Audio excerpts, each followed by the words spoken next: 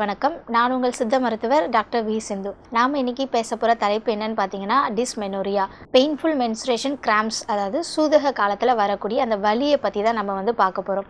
இதுக்கு ஒரு சின்னதான ஒரு இது மட்டும் சொல்கிறேன், ரெமிடி மாதிரி சொல்கிறேன், கேட்டுக்கோங்க. இந்த மாதிரியான பெயின்ஃபுல் கிராம்பிங்ஸ் இருக்கும்போது கிச்சிலி பழம், அதாவது ஆரஞ்சு ஃப்ரூட்ஸ் எல்லாருமே கேள்விப்பட்டிருப்போம். அதில் இனிப்பு புளிப்பு ரெண்டு சுவையுமே சேர்ந்துருக்கும். அது சூதக காலத்தில் வரக்கூடிய அந்த வாந்தி இல்லை வலியாக இருக்கட்டும், அது அந்த டைமில் உருவாகக்கூடிய பாடி ஹீட் பித்தத்தை குறைக்கக்கூடிய தன்மை இருக்குது. ஸோ இந்த மாதிரியான பழத்தை உங்களோட உணவுகளில் நீங்கள் சேர்த்துக்கலாம். இந்த டிஸ்மெனோரியா அப்படிங்கிறது எதனால் வருது, ஏன் அந்த மாதிரியான தாங்க முடியாத ஒரு வலி நமக்கு வருது, அப்படி வந்துச்சுன்னா அதை நம்ம எப்படி மேனேஜ் பண்ணலாம் அப்படிங்கிறத பற்றி தான் நான் இன்றைக்கி உங்கள்கிட்ட பேச போகிறேன். இப்போ இந்த டிஸ்மெனோரியா அப்படிங்கிறது நார்மலான வரக்கூடிய ஒரு கிராம்பிங்ஸ் பெயின் தான். ஏன்னா அந்த யூட்ரஸில் உள்ள எண்டோமெட்ரியம் அப்படிங்கிற லேயர் உறிஞ்சி வெளியில் வரும்போது நமக்கு அந்த பெயினை கொடுக்கும். இதை நம்ம இந்த டிஸ்மெனோரியா கண்டிஷனை ரெண்டு வகையாக சொல்லலாம். ஸோ ப்ரைமரியாகவும் சொல்லலாம், செகண்டரியாகவும் சொல்லலாம். ப்ரைமரி கண்டிஷனில் உள்ளவங்க ரொம்பவே ரேர். ஏன்னா அவங்களுக்கு மென்சுரேஷன் ஸ்டார்ட் ஆகிறதுக்கு முதல் நாள் மட்டும் ஒரு டிஸ்கம்ஃபர்ட் இருக்கும். அந்த ப்ளீடிங் ஆகக்கூடிய அந்த 3 நாட்களில் அவங்களுக்கு அந்த வலி அப்படிங்கிற ஒன்று குறைஞ்சிரும். இதுவே செகண்ட்ரியாக இருக்காங்க அப்படின்னா அவங்களுக்கு ப்ளீடிங்கே ஸ்டாப் ஆனாலும் அந்த வலி 10 நாளைக்கு இருந்துகிட்டே இருக்கும். ஒரு கை கால் வலியாக இருக்கட்டும், இடுப்பு வலியாக இருக்கட்டும், ஒரு டயர்ட்னஸோடு தான் இருப்பாங்க. இவங்க தான் நம்ம செகண்டரி டிஸ்மெனோரியா அப்படின்னு சொல்லலாம். ஸோ இந்த ப்ரைமரி டிஸ்மெனோரியா அப்படிங்கிறது என்ன மாதிரியான குறிகுணங்களை கொடுக்கும் அப்படின்னா, காமனாக நமக்கு இடுப்பு வலி இருக்கும், கை கால் வலி இருக்கும், ரொம்ப டயர்ட்னஸாக இருக்கிற மாதிரி இருக்கும். ஆனால் இந்த செகண்டரி டிஸ்மெனோரியா கண்டிஷனில் உள்ளவங்களுக்கு ப்ளீடிங் ரொம்பவே ஹெவியாகவும் இருக்கும். ஆனால் அவங்களுக்கு அந்த வலி அப்படிங்கிற ஒன்று ரொம்ப தாங்க முடியாத வலி, அவங்களால அன்றாட வேலைகளே செய்ய முடியாத அளவு வலி இருக்கும். ஏன் இந்த வலி வருது, அந்த நேரத்தில் அந்த வலியை ஏன் நம்மளால் கண்ட்ரோல் பண்ணவே முடியல அப்படின்னு நிறைய பேர் கேட்பாங்க. இந்த டிஸ்மெனோரியாக்கான பெயின் வர்றதுக்கான காரணம் அப்படின்னு பார்த்திங்கன்னா, ப்ரோஸ்டோகிளாண்டின் அப்படிங்கிற ஒரு கெமிக்கல் தான். ஸோ இந்த கெமிக்கல் நம்மளோட யூட்ரஸை கான்ட்ராக்ட் பண்ண, சுருங்கி விரிகிறதுக்கு ஹெல்ப் பண்ணும். இந்த ப்ரோஸ்டோகிளாண்டின் அப்படிங்கிற அந்த கெமிக்கல் அதிகப்படியாக சுரக்குது அப்படிங்கிறப்போ அந்த யூட்ரஸோட சுருங்கி விரிகிறத்தன்மை ரொம்பவே அதிகமாக இருக்கும். அப்போ அந்த எண்டோமெட்ரியம் லேயர் உறிஞ்சி வெளில வரும்போது நமக்கு தாங்க முடியாத வலி அப்படிங்கிற ஒன்று கொடுக்க ஆரம்பிக்குது. ஸோ இந்த மாதிரியான வலி வர்றதுக்கு ஒரு காரணமாக இருக்குது. இந்த ப்ரோஸ்டோகிளாண்டின் அப்படிங்கிற கெமிக்கல் யூட்ரஸோட கான்ட்ராக்ஷன் அப்போ ரொம்பவே அதிகப்படியாகுது. அதனால தான் நமக்கு இந்த பெயின் வருது. இப்போது ப்ரைமரியாக உள்ளவங்களுக்கு என்ன மாதிரியான சிம்டம்ஸ் இருக்குன்னா, லோவர் பேக் பெயின் இருக்கும், ரொம்ப டயர்டாக இருப்பாங்க, இல்லை ஒரு சிலருக்கு வாமிட்டிங் வரலாம், நாசியா மாதிரி இருக்கும், தலை சுத்தல் இருக்கும், அவங்களால அந்த வேலைகளே செய்ய முடியாத அளவு இருக்கும். செகண்டரி டிஸ்மெனோரியா வருது அப்படின்னா அவங்களுக்கு ஆல்ரெடி எதனா ஒரு யூட்ரஸில் ஒரு பிரச்சனை அப்படின்னு ஒன்று இருந்திருக்கும். ஒன்று அது எண்டோமெட்ரியோசிஸாக இருக்கும், இல்லைனா அடினோமயோசிஸ் கண்டிஷனாக இருக்கும், இல்லை அவங்களுக்கு பெல்விக் இன்ஃப்ளமேட்டரி டிசீஸ் அந்த மாதிரி கண்டிஷன் இருக்கும் பொழுது கண்டிப்பாக வரக்கூடிய வலி ரொம்பவே அதிகமாகவும் இருக்கும். அந்த ப்ளீடிங் அப்படிங்கிறது ரொம்ப அதிகப்படியாக இருக்கும். ஸோ இந்த மாதிரியான காரணங்களால் தான் நமக்கு அந்த மென்சுரேஷன் அப்போ வரக்கூடிய அப்டாமினல் கிராம்ஸ் ரொம்பவே ஹெவியாக இருக்குது. ஸோ ஓகே, இது வந்துருச்சு, அந்த நாட்களை நம்ம எப்படியெல்லாம் வச்சு அதை மேனேஜ் பண்ணலாம். அந்த ஒரு ஃபஸ்ட்டு 3 டேஸ் வலி இருக்கக்கூடிய நாட்களாக இருக்குது, அதை நம்ம எப்படி மேனேஜ் பண்ணலாம். முடிஞ்ச அளவுக்கு ஒரு நாள் அந்த மாதிரி டைமில் ரெஸ்ட் எடுத்துக்கிறது கொஞ்சம் பெட்டர்.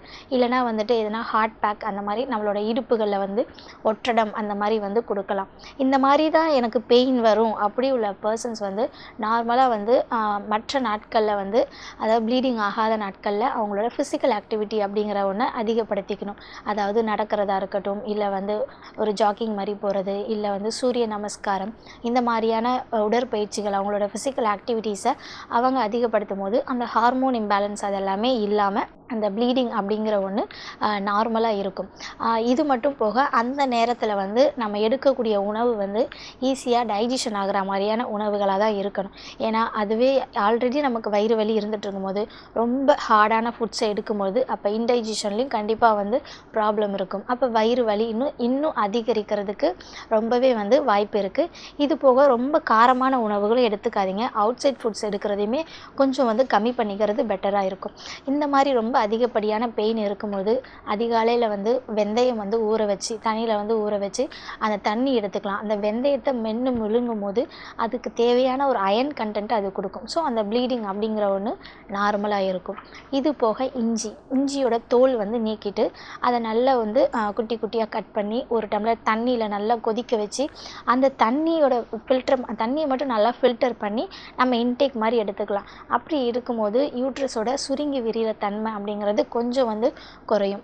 அதனோட அந்த வயிறு வலி அப்படிங்கிற ஒன்றுமே மேனேஜபிள் ஆகும். இது போக அந்த பெயின் அப்போ நம்மளோட அடி வயிற்றில் வந்து அதிகப்படியான உடல் சூடு அப்படிங்கிற ஒன்று அதிகரிக்கும். இதுக்கு வந்து நம்ம வீட்டில் உள்ள விளக்கெண்ணெய் அப்படிங்கிறதே அடி வயிற்றில் அப்ளை பண்ணாலுமே அந்த உடல் சூடு அப்படிங்கிறதுமே வந்து நம்ம தடுக்கலாம்.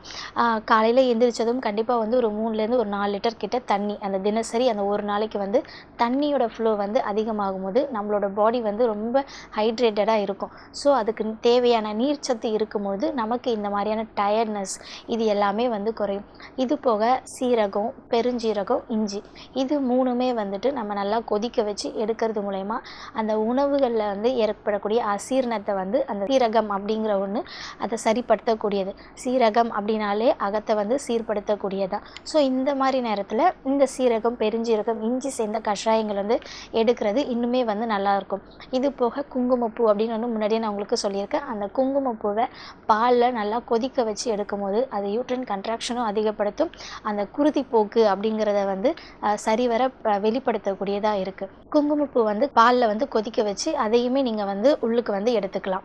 இது போக நம்மளோட சித்த மருந்துகளில் வந்து உள்ள ஒரு மெழுகு, அதாவது குன்மக்குடோரி மெழுகு அப்படின்னு சொல்லுவாங்க. குன்மக்குடோரி மெழுகு அப்படின்னு குன்மத்தோட வலியை கூட அது தீர்க்கக்கூடியதான்.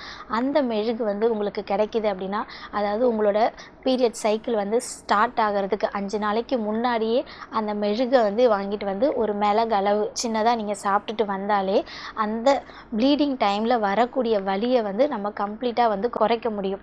இது போக அந்த குன்மக்குடோரி மெழுகு அப்படிங்கிறது ஹார்மோனோட இம்பேலன்ஸுமே வந்து கம்ப்ளீட்டாக வந்து குறைக்கக்கூடியது. யாருக்கெல்லாம் வந்து 1 மாதம் 2 மாதம் 3 மாதம் கம்ப்ளீட்டாக எனக்கு தொடர்ந்து இந்த மாதிரியான வலிகள் வந்து இருக்குது, அந்த வலியால் நான் ரொம்ப தீவிரமாக அவஸ்தைப்படுறேன் அப்படின்னு உள்ளவங்க வந்து கண்டிப்பாக நீங்கள் குன்மக்குடோரி மெழுகு அப்படிங்கிற மருந்தை வந்து நீங்கள் எடுத்துக்கலாம். அது எடுத்தாலே உங்களுக்கு அந்த வலி அப்படிங்கிறது ஒவ்வொரு மந்த்ஸாக வந்து குறையிறதுக்கு பார்க்கும்.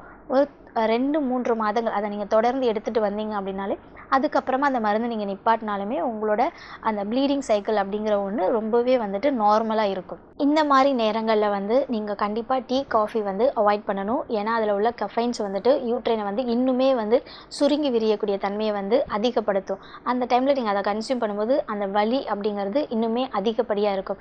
அப்போ இது எடுக்க வேண்டாம், டீ, காஃபி எடுக்க வேண்டாம், அப்போ எனக்கு ஒரு ரிலாக்ஸேஷனுக்கு நான் என்ன எடுக்கலாம் அப்படின்னா கண்டிப்பாக நீங்கள் வந்து ஒரு க்ரீன் டீ எடுத்துக்கலாம். இல்லைனா வந்துட்டு இஞ்சி போட்ட மாதிரி இஞ்சி டீ அந்த மாதிரி எடுக்கும்போது அதனுடைய யூட்ரைன் கன்ட்ராக்ஷன் அப்படிங்கிற ஒன்று குறைய ஆரம்பிக்கும். ஸோ அந்த வலி அப்படிங்கிறது ஒன்று மேனேஜபிளாக உங்களுக்கு இருக்கும். இது போக உங்களோட அன்றாட உணவுகளில் கண்டிப்பாக கரெக்டான ஒரு காய்கறிகளும் பழ வகைகளும் கண்டிப்பாக சேர்த்துக்கணும். இதில் மாதுளம் பழம் முக்கியமாக சொல்லுவேன். அத்திப்பழம் அப்படிங்கிறது உலர்ந்த அத்திப்பழமாக இருக்கட்டும், இல்லை சாதாரணமாக கிடைக்கக்கூடிய அத்திப்பழமாக இருக்கட்டும், இதை வந்து நீங்கள் டெய்லி கன்சியூம் பண்ணிங்க அப்படின்னாலே உங்களுக்கு தேவையான அயன் அப்படிங்கிற ஒன்று கிடைக்க ஆரம்பிக்கும். ஸோ இந்த மாதிரியான உணவு வகைகளும் பழ வகைகளும் உங்களோட ஃபிசிக்கல் ஆக்டிவிட்டீஸ் வந்து நீங்கள் சேஞ்ச் பண்ணிகிட்டே வந்தீங்க அப்படின்னா இந்த காலத்தில், அதாவது இப்போ உள்ள பெண்மணிகள் வந்து கண்டிப்பாக இந்த சிம்டம்ஸ்னால கண்டிப்பாக அவங்கள ஒரு நாள் பிரேக் எடுத்தே ஆகணும் அப்படிங்கிற ஒரு டயர்ட்னஸ்க்கு வந்து அவங்க போகிறாங்க. ஸோ இந்த மாதிரியான ஃபுட் எடுக்கும்போது அந்த நாட்களும் உங்களுக்கு ஒரு சாதாரண நாட்களாகவே நகர்ந்து போகும். ஸோ இந்த மாதிரியான உணவுகளை வந்து நீங்கள் கண்டிப்பாக வந்து உங்களோட அன்றாட வாழ்க்கையில் வந்து சேர்த்துக்கொள்ளுங்கள். இதே மாதிரி இன்னொரு எபிசோடில் நான் உங்களை சந்திக்கிறேன். நன்றி, வணக்கம்.